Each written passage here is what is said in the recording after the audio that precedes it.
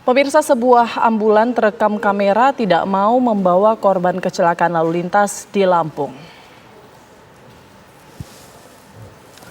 Sebuah ambulan dalam rekaman video ini tidak mau membawa korban kecelakaan lalu lintas di jalan lintas Pantai Timur yang berdurasi 13 menitan itu. Videonya viral di media sosial. Rekaman ini bermula dari sebuah kecelakaan di jalan lintas Pantai Timur, Sumatera, Lampung.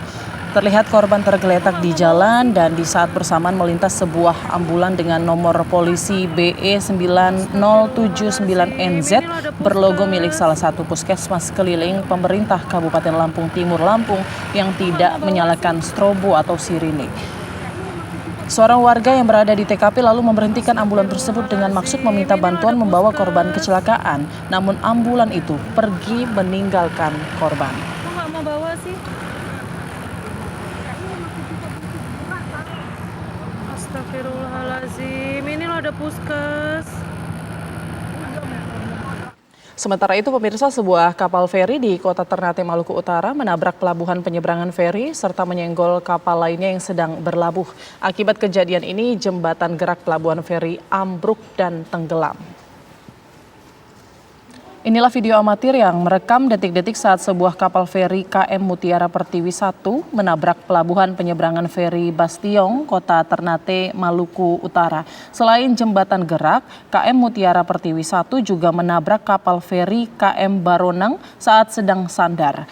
Kondisi kedua kapal mengalami kerusakan di bagian depan, sementara kondisi jembatan gerak pelabuhan feri ambruk dan tenggelam.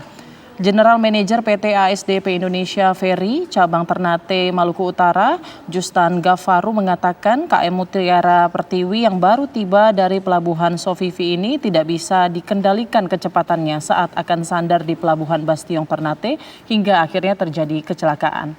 Tidak ada korban dalam peristiwa ini, namun ASDP mencatat kerugian yang dialami negara mencapai 25 miliar rupiah. Hingga saat ini pihak perusahaan KM Mutiara Pertiwi belum memberikan keterangan resmi terkait kejadian tersebut.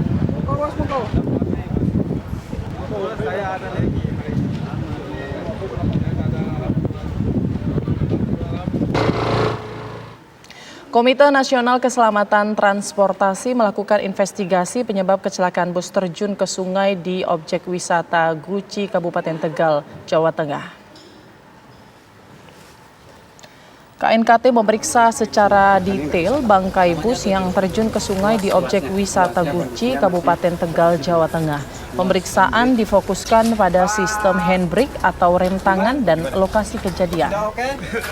Investigasi KNKT dilakukan bersama tim ahli ATPM Hino, Satreskrim, dan Satlantas Polres Tegal. Dari hasil temuan investigasi diketahui handbrake atau rem tangan dalam kondisi mengunci dan berfungsi dengan baik.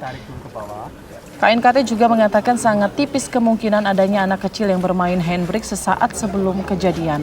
Namun saat kejadian diketahui posisi bus berada di turunan dengan grade kemiringan 23 hingga 28%.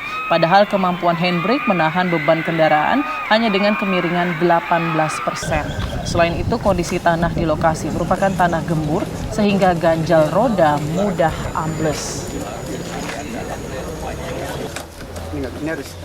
Ini masih cukup panjang, jadi saya ingin mengetahui lebih detail kemampuan handbrake ini untuk menahan itu seberapa besar, tapi secara kuantitatif ya. Jadi angkanya ada, kampas menyentuh tromol dan spring brake mendorong kampas. Nah, ini dua hal ini yang harus kita ukur. Nah, ini yang harus dilakukan